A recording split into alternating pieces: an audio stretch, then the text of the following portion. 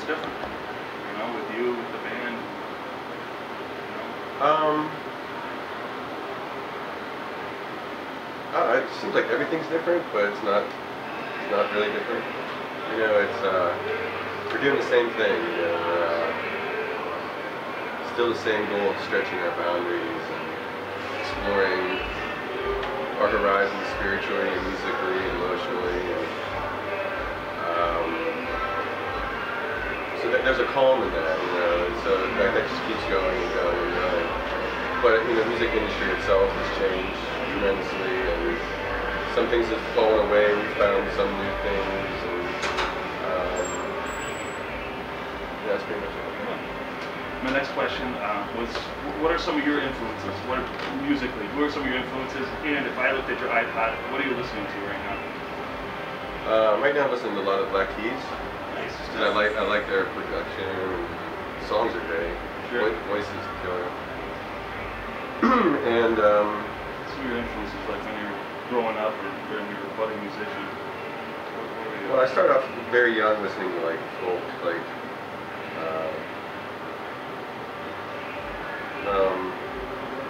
I learned a lot of I learned like a couple songs of Beach Boys on acoustic guitar, and I learned some Cat Stevens, but not really. Like I learned like three of the chords and was happy enough with that, you know. Sure. Listen to Cat Stevens on 8-track like over and over again for hours, and that was amazing. I can still remember how that felt, you know. And I got into a space and I listened to that, to a lot of his records. So I'm talking like little, you know, right. like 6 maybe. You know. And then you know, rock and roll, Beatles, Rolling Stones, stuff like that. And then later, you know, I got into like heavy metal, Iron Maiden, Black Sabbath, and Van Halen and all that, and a little bit of punk. And then after that phase, it was like Peter Gabriel and U2, and Tony Childs, I think, was a big influence. Really? Yeah, because her voice was maybe derived from African influences, so I think that was a big inspiration. But I think all of that, you know, was just sort of like opening my mind. It wasn't necessarily opening my understanding of music at all. So really, like whenever I would go to write, I'd have to like really find my own sound. Right. So that's how it worked. Last question. Really, you've been on the road a long time. You know, I followed you over the years. And is there one positive or maybe even a negative story that you'd like to share? Maybe something that sticks in your mind. How crazy your life being on the road. It's got to be a challenge. Is there any story that you would like to share? It's hard to like think like that for me because it's just been what I've been doing for so long. Right. So no. Crazy. I mean, it just is what it is, sort of. And, you kind of just understand people in a different sense because the energy is so heightened.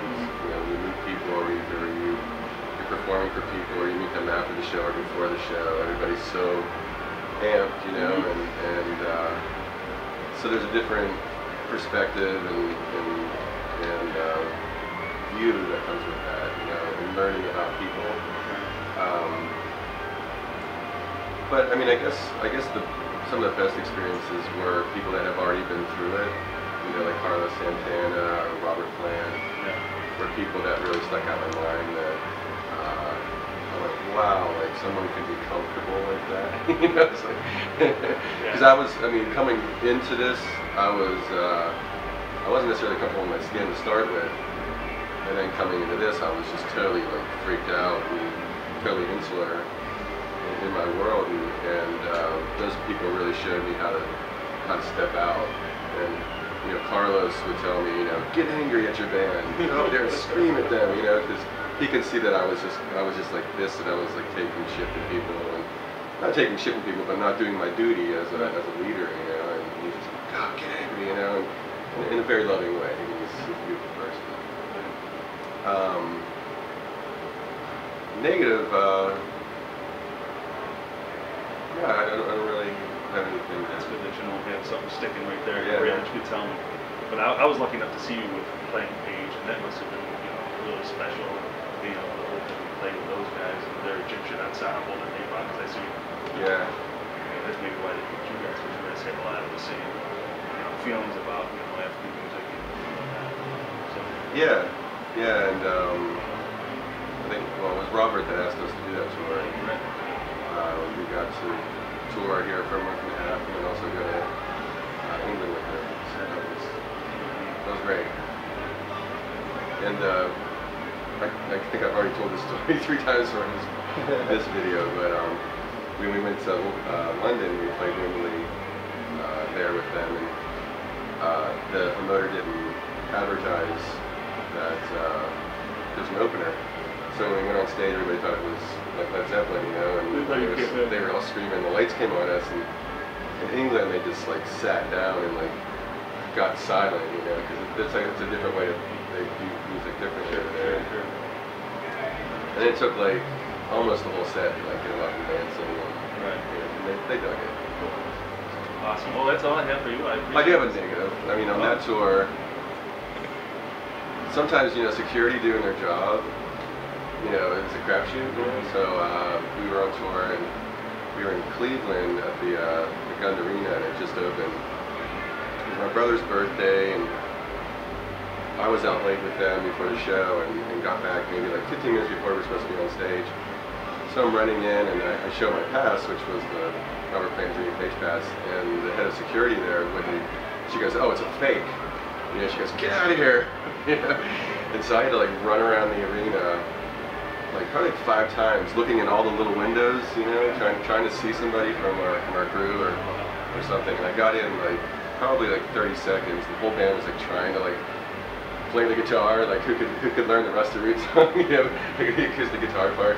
They thought I wasn't going to show up. So came out from the crowd. That would have been right out. Yeah. Jumped on stage. Yes, we went up on stage, and I looked at the security guard, and I went, I could get you fired. And she was like, "Oh my God, I'm so suspected." That kind of stuff I hate, because I don't even like carrying a pass, I don't carry like an all-access pass, and Larry knows, he's pretty frustrated with me. I just like to live, and that kind of stuff, that whole security and people's perceptions of people need to be here, you need to be here, and this is how it works. It's very much an awkward scenario. I like to just go out and have beers with the crowd. That usually works fine. Yeah. Awesome. Thank you very much. It's a great opportunity. I appreciate it. Yeah, you bet. Thanks. Good questions. All right.